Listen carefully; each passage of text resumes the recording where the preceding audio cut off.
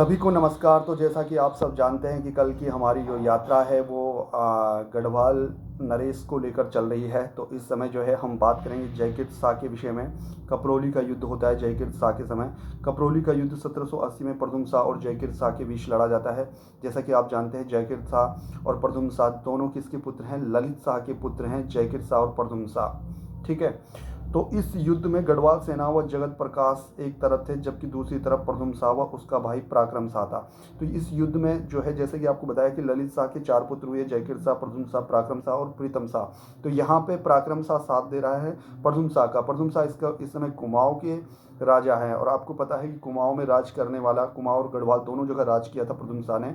और जो कि कहानी आपको परसों मैंने बताई थी कि ललित शाह जो है एक युद्ध अभियान में जाता है कुमाऊं में, और कुमाऊं के शासक को वहाँ पे जो है, उस समय कुमाऊं में शासन कर रहा था मोहन सिंह रोतेला। तो मोहन सिंह रोतेला को जो है पराजित करता है और अपने भाई प्रथुम शाह को वहाँ की गद्दी सौंप देता है। यहाँ पे भी जो है हर्षदेव जोशी आमंत्रित करता है ललित शाह को कि आप कुमाऊं पर आक्रमण करिए, ताकि ललित शाह को जो है क्या बोलते हैं, हर्षदेव जोशी को जो है कुमाऊं में बड़ा पद मिले, राजगद्दी मिले, यही उसकी मंशा रहती है। तो यहाँ पे भी वो पूर्ण नहीं हो पाती, क्योंकि ललित शाह अपने भाई को राजपाट दे देता है। तो देखिए यहाँ पे भी उसकी ख्वाहिश पूरी नहीं होती है। तो कहीं ना कहीं जो है हर्षदेव जोशी के मन में एक कुंठा उत्पन्न होती है कि यार जो है मैंने इसको गढ़वाल राजा को जो है आमंत्रित किया युद्ध के लिए, लेकिन मुझे उसका भी कोई फ़ायदा नहीं हुआ। तो इस समय जयकृत शाह और जो है इसके बीच में क्या बोलते हैं, युद्ध हो रहा है जयकृत शाह और प्रथुम शाह के मध्य। ये कपरोली का युद्ध होता है इसके बाद। और इस युद्ध में जो है प्रथुम शाह का साथ देता है उसका भाई पराक्रम शाह। तो आगे जोसाणी कांड के संबंध में भी जो है क्वेश्चंस पूछे जाते हैं। 1785 में ये जोसाणी कांड हुआ था। हर्षदेव जोशी ने गढ़वाल पर आक्रमण किया जोसाणी कांड में, और गढ़वाल के कई हिस्सों में लूट मचाई। अब देखिए हर्षदेव जोशी भी एक्टिव हो चुका है, अब प्रतिशोध लेना है उसे गढ़वाल के नरेश से। तो वो जो है अपनी सेना को लेकर पहुंच जाता है गढ़वाल, और गढ़वाल पर आक्रमण कर देता है, और गढ़वाल के कई हिस्सों पर हर्षदेव जोशी कब्जा कर लेता है। दून पर इसी समय रोहिल्लों का आक्रमण होता है 1786 में जयकृत शाह के शासनकाल में। ये द्वितीय आक्रमण है। आपको पता होगा पहले भी रोहिलों का आक्रमण हुआ था दून घाटी पर। द्वितीय आक्रमण रोहिलों का होता है 1786 में दून घाटी पर। जयकृत शाह के शासनकाल में हुआ था ये रोहिला आक्रमण, और सरदार गुलाम कादिर ने जो है हरिद्वार घाटी पर प्रवेश कर लूटपाट की, और 1786 में जयकृत शाह की मृत्यु हो गई। अब ये टर्निंग पॉइंट यहाँ पे आ गया कि जयकृत शाह की मृत्यु जो है रोहिल्लाओं के द्वारा कर ली जाती है, उसका वध कर दिया जाता है जयकृत शाह का। अब यहाँ पे क्या होता है, अब प्रथुम शाह दोबारा जो है कुमाऊं को छोड़ करके अब गढ़वाल में अराजकता की स्थिति पैदा हो जाती है। तो यहाँ पे अब प्रथुम शाह एक लीड रोल करता है, एक पलटी मारता है कि कुमाऊं को छोड़ करके फिर गढ़वाल का शासन संभालने के लिए प्रथुम शाह आ जाता है। प्रथुम शाह कुमाऊं का राज छोड़कर 1786 में गढ़वाल का शासक बना। प्रथुम शाह गढ़वाल व कुमाऊं में राज करने वाला पहला शासक था। जैसा कि आपको बताया कि एक ऐसा शासक था प्रथुम शाह जिसने गढ़वाल और कुमाऊं दोनों जगह शासन किया था। 1791 में गढ़वाल पर प्रथम गोरखा आक्रमण और लंगूरगढ़ युद्ध। जैसे कि आपको जो है कुमाऊं का इतिहास पढ़ाते समय हमने बात की थी कि 1791 में गढ़वाल पर प्रथम गोरखा आक्रमण हुआ था, और वही आक्रमण जो है इस आक्रमण का श्रेय भी हर्षदेव जोशी को जाता है। क्योंकि जैसा कि मैंने आपको बताया था कि हर्षदेव जोशी के अंदर जो कुंठा भरी हुई थी कि उसको जो है बार बार वो प्रपंच रच रहा था, किंतु उसको सत्ता नहीं मिल पा रही थी कुमाऊं की। तो अब उसने क्या किया कि उसने देखा कि यार क्यों ना मैं जो है गोरखों को आमंत्रित करूं कुमाऊं पर आक्रमण करने के लिए। तो 1790 में वो गोरखों को बोलता है कि चलो जी अभियान चलाओ और कुमाऊं को जो है विजित करो, क्योंकि कुमाऊं की स्थिति बहुत ही डामाडोल हो चुकी थी 1790 के दशक में। तो उस समय गोरखा जो है कुमाऊं पर आक्रमण करके पूरे कुमाऊं पर अपना कब्जा कर लेते हैं, लेकिन हर्षदेव जोशी को कुछ नहीं मिलता है। ललित शाह को आमंत्रित करता है, ललित शाह प्रथुम शाह को अपना राजा बना देता है। तो यहाँ पे एक बदला हर्षदेव जोशी को गढ़वाल नरेश से भी लेना था। तो इस बदले के लिए को लेने के लिए, और दूसरा उसको ये उम्मीद थी कि यार अगर ये गोरखे गढ़वाल पर आक्रमण करके गढ़वाल के सत्ता हासिल कर लेंगे तो क्या पता मुझे गढ़वाल में कोई बड़ा पद मिल जाए। लेकिन ऐसा कुछ नहीं होता है। हर्षदेव जोशी आमंत्रित करता है 1791 में, अंग्रेज़ों को कहता है कि भाई आप गढ़वाल पर भी अब विजय प्राप्त करो, अब यहीं तक कुमाऊं तक सीमित मत रहो। तो 1791 में ये जो है सेना लेकर के गोरखा लोग पहुंच जाते हैं गढ़वाल, और गढ़वाल में लंगूरगढ़ है। लंगूरगढ़ को बहुत सारे लोग जानते होंगे, जहाँ पे लंगूरगढ़ में जो भैरव मंदिर है वो उसी स्थान पे ये युद्ध होता है। ऊपर गढ़वाली सैनिक होते हैं, नीचे गोरखा सैनिक होते हैं। गढ़वाली सैनिक जो है वहाँ पे ऊपर से डोमिनेट होते हैं गोरखा सैनिकों पे। और इस युद्ध में क्या होता है कि इस युद्ध के दौरान चीन जो है नेपाल पर आक्रमण कर देता है। चीन का राजा नेपाल पर आक्रमण कर देता है, और नेपाल से एक संदेश आता है नेपाल से एक संदेश आता है गोरखा सैनिकों की, अब आपको वापस आना पड़ेगा, क्योंकि यदि हम गढ़वाल अभियान पे रहे तो यहाँ हमसे नेपाल छिन जाएगा। तो यहाँ पे नेपाल के राजा एक संधि करते हैं, लंगूरगढ़ की संधि, जो कि गढ़वाल राजा और नेपाल राजा के बीच में होती है। और इस लंगूरगढ़ गढ़ की संधि के तहत वो अपना एक राजदूत जो है छोड़कर जाते हैं गढ़वाल नरेश के दरबार में। तो यही बात यहाँ पे आगे होने वाली है। प्रद्युम्न शाह कुमाऊं का राज छोड़ करके 1786 में गढ़वाल का शासक बना। प्रद्युम्न शाह गढ़वाल व कुमाऊं पर राज करने वाला पहला शासक था। और 1791 में गढ़वाल पर आक्रमण, गोरखा आक्रमण होता है, और लंगूरगढ़ युद्ध में 1792 में लंगूरगढ़ की संधि हुई थी। तो 91 से 92 तक ये युद्ध चलता है। 1792 में लंगूरगढ़ की संधि होती है। गढ़वाल की प्राकृतिक त्रासदी। अब गोरखा एक इंतजार में होते हैं कि कब गढ़वाल कमज़ोर पड़े और कब हम जो है गढ़वाल पर आक्रमण करें, और गढ़वाल पर कब्जा करने की उनकी पूरी योजना होती है, लेकिन वो उचित समय का इंतजार करते हैं गोरखा। तो 1795 में गढ़वाल में भयंकर अकाल पड़ा। एक तो अकाल पड़ता है 1795 में, और 1 सितंबर 1803 को गढ़वाल में सबसे विनाशकारी भूकंप आता है। तो ये क्वेश्चन पूछा जाता है कि गढ़वाल में विनाशकारी भूकंप कब आया था। तो 1 सितंबर 1803 में गढ़वाल में एक बहुत बड़ा विनाशकारी भूकंप आया था, जिसमें श्रीनगर में स्थित जो हमारे अजय पाल थे राजा, उनका जो भवन था, अजय पाल का जो बनाया हुआ भवन था, वो भी जो है ध्वस्त हो जाता है। तो गढ़वाल की स्थिति यहाँ पे चरमरा जाती है। तो 1795 ईस्वी में अकाल को 1795 ईस्वी का जो अकाल था उसे 51वीं और 52वीं के नाम से भी जाना जाता है। तो एक क्वेश्चंस आता है यूकेएसएससी के द्वारा कि 51वीं और 52वीं के नाम से बावनी किसे कहते हैं। तो जो 1795 में जो उत्तराखंड में जो अकाल पड़ा था गढ़वाल रेंज में, तो उसको 51वीं बावनी के नाम से जाना जाता है। गढ़वाल पर गोरखाओं का अंतिम युद्ध 14 मई 1804 को खुड़बड़ा मैदान, देहरादून। यही एक गढ़वाल में जो है अब गोरखा राज स्थापित होने वाला है। 1804 में खुड़बड़ा का मैदान सज जाता है देहरादून में, और एक तरफ हमारे प्रद्युम्न शाह गढ़वाल के शासक और दूसरी तरफ गोरखा सेना। प्रद्युम्न शाह अंतिम शासक था जिसकी राजधानी श्रीनगर गढ़वाल थी। तो यहाँ पे इन्होंने ब्रीफ थोड़ा सा ही दे रखा है। यहाँ पे क्या होता है कि गढ़वाल का जो शासक होता है वो युद्ध करता है जो है नेपाल के गोरखा सैनिकों के साथ। गोरखा सैनिकों में रण बहादुर थापा, और रण बहादुर थापा रहता है इसमें मेन लीड रोल में। और यहाँ पे जो युद्ध होता है इसमें जो है रुड़की रेंज का एक लंढोरा एक स्थान है, जहाँ के शासक अभी भी आपने कुंवर प्रणव सिंह चैंपियन, जो इनके जो है राजा के जो पुत्र हैं, पौत्र हैं या नाती वगैरह जो भी हैं, तो उनके एक दादा थे, उनका नाम गुज्जर सिंह था। तो गुज्जर सिंह ने जो है कुंवर प्रणव चैंपियन के जो दादा परदादा रहे, गुज्जर सिंह ने यहाँ पे गढ़वाल शासक प्रद्युम्न शाह की सहायता की थी। और प्रद्युम्न शाह ने उससे सहायता मांगी थी कि आप आइए और हम जो है संयुक्त रूप से जो है इनका सामना करेंगे, गोरखों का सामना करेंगे। तो आए थे ये प्रद्युम्न शाह जो है, ये गुज्जर सिंह जो है उनके गोरखों का सामना करने के लिए गढ़वाल नरेश प्रद्युम्न शाह के साथ। लेकिन प्रद्युम्न शाह मारा जाता है। लेकिन प्रद्युम्न शाह इनसे कहते हैं गुज्जर सिंह से कि यदि मैं इस युद्ध में मारा जाऊं तो आप मेरी पत्नी और मेरे बच्चों को जो है सुरक्षित स्थान पर ले जाना। तो वो उनके बच्चों और पत्नी को उसके बाद संरक्षण देते हैं गुज्जर सिंह। तो गुज्जर सिंह के विषय में भी यहाँ पे एक चर्चा होती है।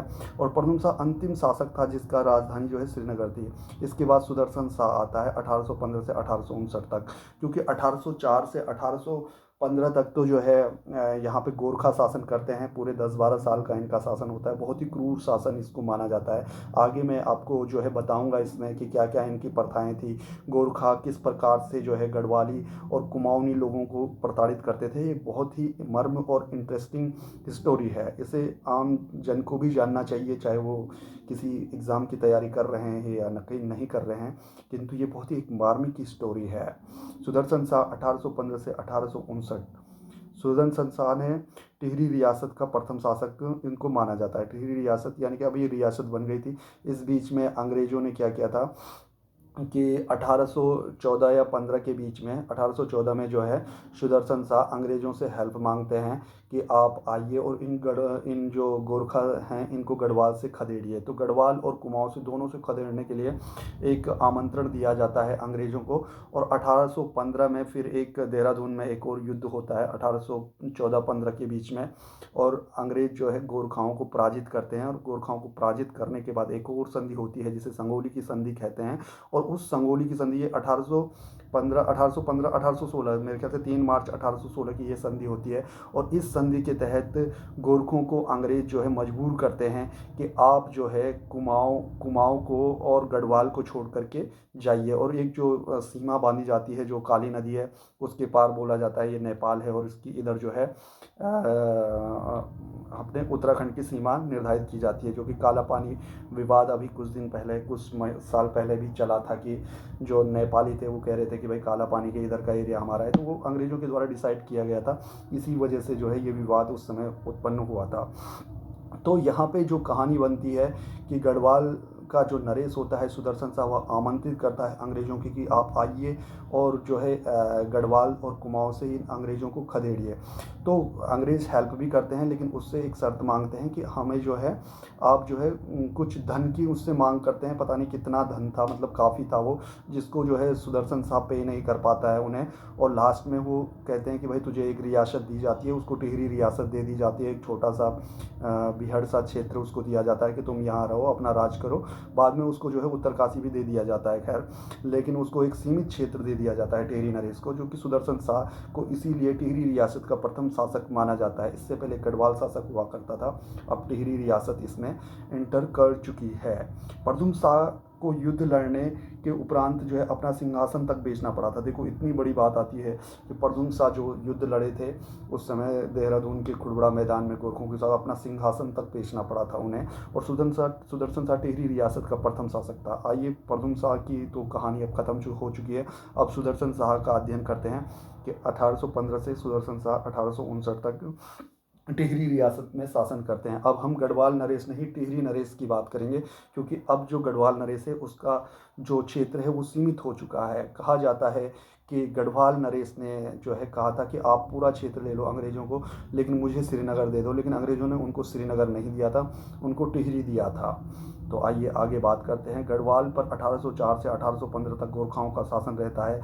बरेली में कैप्टन हियर यंग से सुदर्शन शाह की मुलाकात होती है। देखिए ये कहानी आती है कि बरेली में एक कैप्टन हेयर यंग होते हैं, उससे सुदर्शन शाह की मुलाकात होती है। और कैप्टन हेयर यंग को सुदर्शन शाह देहरादून परगने को बेच देता है। 3005 रुपये में ये देहरादून परगने को बेचता है। ये कहानी जो है उस गोरखा और आंग्ल गोरखा युद्ध से पहले की है कि कैप्टन हेयर यंग क्या करता है, सुदर्शन शाह को देहरादून परगने को मात्र 3005 रुपये में बेच देता है। और 1815 में सुदर्शन शाह के समय गढ़वाल 2 भागों में विभक्त हो जाता है, एक टिहरी रियासत और एक दूसरा जो है ब्रिटिश गढ़वाल। इन 2 भागों में ये विभाजित हो जाता है।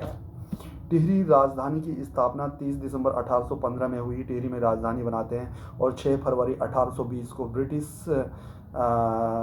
ब्रिटिश पर्यटक मूरक्राफ्ट टिहरी पहुंचा। तो ब्रिटिश पर्यटक होता है मूरक्राफ्ट 6 फरवरी 1820 को जो है टिहरी पहुंचता है। और 4 मार्च 1820 को सुदर्शन शाह व ब्रिटिश सरकार के बीच संधि हुई। 4 मार्च 1820 को इनके बीच में सुदर्शन शाह और ब्रिटिश सरकार के बीच में एक संधि होती है। और 1824 में रवाई को टिहरी में शामिल किया गया। रवाई क्षेत्र को भी टिहरी में शामिल किया जाता है। आई थिंक ये रवाई क्षेत्र वही उत्तरकाशी का क्षेत्र है जिसे उसे शामिल कर दिया जाता है कि तुम्हें जो है ये भी दिया जाता है। और सुदर्शन शाह ने 1857 की क्रांति में अंग्रेज़ों का साथ दिया था। ये एक कहानी आती है। गढ़वाल नरेश एक किस्म से अंग्रेज़ों के एहसान तले दब चुका था, क्योंकि गोरखाओं को उन्होंने खदेड़ा था। तो जब हमारे पूरे देश में 1857 की क्रांति का बिगुल बजा था, तो उस समय जो है सुदर्शन शाह अंग्रेज़ों का साथ देता है, न कि भारत के वीर जवानों का। तो यहाँ पे ये भी एक क्वेश्चन बन सकता है कि 1857 की क्रांति के समय टिहरी रियासत ने किसका साथ दिया था, या सुदर्शन शाह ने किसका साथ दिया था। तो आपको ध्यान में रखना है, उस समय टिहरी रियासत के जो राजा थे उन्होंने अंग्रेज़ों का ही साथ दिया था। सुदर्शन शाह ने सभासार नामक ग्रंथ की रचना 7 खंडों में की थी। सुदर्शन शाह का राजकवि हरिदत्त शर्मा था। तो सुदर्शन शाह के विषय में ये बात भी आती है कि सुदर्शन शाह ने सभासार नामक ग्रंथ की रचना भी की थी, जो कि 7 खंडों में की गई थी।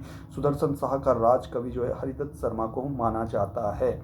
इसके बाद आता है कुमचानंद। कुमचानंद एक जो है कुमचानंद को भी सुदर्शन शाह का आश्रय प्राप्त था। ये भी एक कवि थे कुमचानंद, और इनको जो है सुदर्शन शाह का आश्रय प्राप्त था।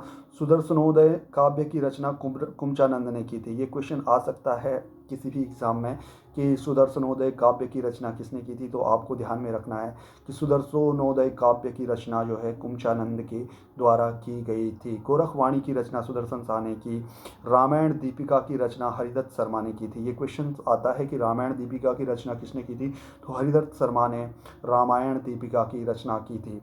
1823 में टिहरी रियासत का प्रथम भू बंदोबस्त हुआ था सुदर्शन शाह के शासनकाल में। 1823 ईस्वी को आपको ध्यान में रखना है। टिहरी रियासत का प्रथम भू बंदोबस्त होता है, ये भी सुदर्शन शाह के काल में ही होता है। इसके बाद अठूर विद्रोह भी होता है 1851 में। इस अठूर विद्रोह में क्या हुआ, 1851 ईस्वी में जनता ने बद्री सिंह असवाल के नेतृत्व में तिहाड़कर के विरोध में विद्रोह किया था, जिसे अठूर विद्रोह के नाम से जाना जाता है। तिहाड़कर कृषि उपज का तीसरा भाग कर के रूप में देना पड़ता था। तो अठूर विद्रोह को आप ध्यान में रखना, कर के वजह से हुआ था। ये विद्रोह 1851 में होता है। 1851 ईस्वी में जनता ने बद्री सिंह असवाल के नेतृत्व में तिहाड़कर के विरोध में विद्रोह किया था, जिसे अठूर विद्रोह के नाम से जाना जाता है। तिहाड़कर के बारे में पूछा जा सकता है कि अठूर विद्रोह किससे संबंधित है। तो अठूर विद्रोह तिहाड़कर से संबंधित है। तिहाड़कर क्या था, तो कृषि उपज का तीसरा भाग जो है कर के रूप में देना पड़ता था, और इसी के विद्रोह में ये तिहाड़ विद्रोह हुआ था। अगले शासक आते हैं भवानी शाह। भवानी शाह के शासनकाल में टिहरी रियासत के राज्य पदाधिकारी व दरबारी 2 गुटों में बंट गए थे। अब इसके बाद जो है भवानी शाह का शासनकाल भी बहुत इंपॉर्टेंट है। इसमें जो क्या होता है कि इस समय जो है टिहरी रियासत के राज्य पदाधिकारी व दरबारी 2 गुटों में विभक्त हो जाते हैं। तत्कालीन कुमाऊं कमिश्नर हेनरी रेंजे ने टिहरी आकर 24 अक्टूबर 1859 ईस्वी को भवानी शाह का राज्याभिषेक किया। तत्कालीन जो कुमाऊं कमिश्नर थे वो हेनरी रेंजे थे, और हेनरी रेंजे ने क्या किया, टिहरी आकर 24 अक्टूबर 1859 ईस्वी को भवानी शाह का राज्याभिषेक किया था। तो भवानी शाह का राज्याभिषेक किसने किया था, तत्कालीन कुमाऊं कमिश्नर हेनरी रेंजे ने। शेर शाह के देहरादून में नज़रबंद कर लिया गया। शेर शाह को भी जो है देहरादून में नज़रबंद किया गया था। जौनपुर परगना विद्रोह। भवानी शाह के शासनकाल में जौनपुर परगना विद्रोह हुआ था। ये पहला विद्रोह जो है जौनपुर परगना विद्रोह शुरू हुआ, तो ये भवानी शाह के शासनकाल में हुआ था। अठूर विद्रोह एक बार फिर भवानी शाह के शासनकाल में भी हुआ और पनपने लगा था, और 1861 में 12 आना बेसी भूमि व्यवस्था भवानी शाह के शासनकाल में हेनरी रेंजे की सहायता से शुरू हुई। तो ये कुछ फैक्ट्स हैं जो आपको याद रखने हैं कि जौनपुर परगना विद्रोह भवानी शाह के शासनकाल में हुआ। पहला विद्रोह था ये जो जौनपुर में हुआ था, परगना विद्रोह शुरू हुआ था।